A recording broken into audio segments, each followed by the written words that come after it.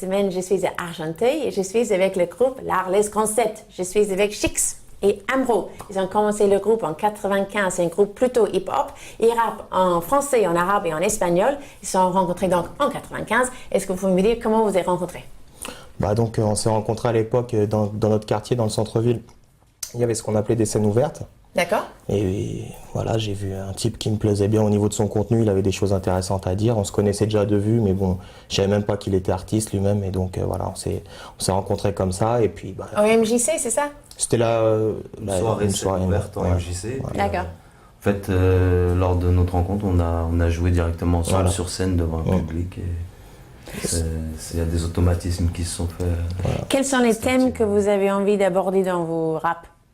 En fait, c'est beaucoup de vécu, c'est tiré de ce qu'on vit, de ce qu'on ressent, et puis on essaie d'exprimer nos ressentiments sur ces moments-là. Ouais. J'ai vu des mots prison, béton, amer. Il n'y a pas que ça chez nous quand même. Mais bon, je sais. Mais effectivement, ça fait partie d'un quotidien que des gens, des amis à nous connaissent, ou même nous-mêmes.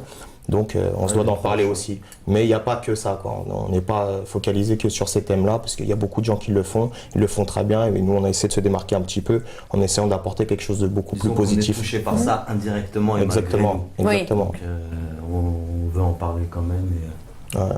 Ça nous touche, mais c'est pas notre propre vécu non plus forcément, c'est des choses qu'on connaît. Nous on a fait en sorte de s'en sortir pour éviter vraiment d'être au quotidien confronté à ça. Alors vous avez des surnoms, donc Chix et Amro, vous êtes inspiré par IAM ou d'autres groupes de tel genre?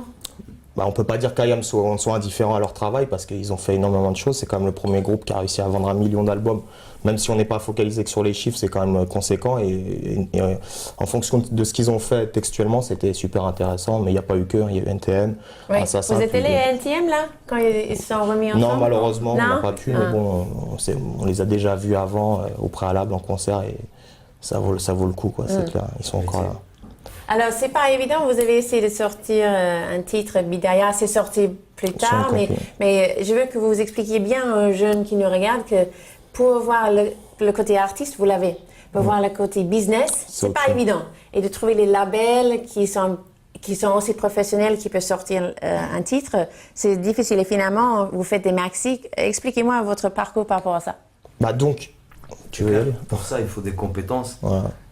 Artistique, après il y a le business comme on dit, et puis ça demande beaucoup de compétences, que ce soit par exemple des graphistes, des gens qui travaillent dans le domaine du web, en ce moment, au jour d'aujourd'hui dans le domaine du web pour le web marketing, etc. Donc c'est pas... il faut bien s'entourer, on ne peut pas tout faire tout seul, quoi.